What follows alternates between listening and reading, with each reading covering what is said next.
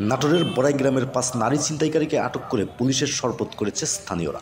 ১২ November মঙ্গলবার সকালে উপজেলার বনপাড়া বাজার এলাকা থেকে আটক করা হয়। আটককারীরা হলেন ময়মনসিংহ জেলা বন্দরকান্দি থানার সোনাতলা ইটখোলা গ্রামের মৃত শরীফুলের মেয়ে নাদিরা, হবিগঞ্জ জেলার লাখাই থানার বাবন গ্রামের আউয়াল হোসেনের স্ত্রী পারভিন, একই এলাকার মৃত আলমগীর হোসেনের স্ত্রী কুলসুমা বেগম, একই এলাকার রমজান আলীর স্ত্রী মালা ও শাহ আলমের স্ত্রী মিনা। স্থানীয়রা জানান, বনপাড়া বাজার এলাকার মহেশভাঙ্গা সড়কের এক মহিলার গলা থেকে একটি সোনার হার ছিনিয়ে নিয়ে পালিয়ে যায় ছিনতাইকারী নারীরা। পরে মহিলার চিৎকারে স্থানীয় আনসার সদস্যরা এগিয়ে এসে তাদেরকে আটক করে বনপাড়া পৌরসভায় নিয়ে আটকে রাখে। পরে পুলিশে খবর দেয়। বড়াইগ্রাম থানার ভারপ্রাপ্ত কর্মকর্তা ওসি সিরাজুল ইসলাম জানান, বনপাড়া পৌরসভা থেকে ৫ নারী ছিনতাইকারীকে আটক করা হয়েছে। তাদের মধ্যে একজন গর্ভবতীও রয়েছে। নীতিমালা অনুসরণ করে তাদের বিরুদ্ধে ব্যবস্থা নেওয়া হবে।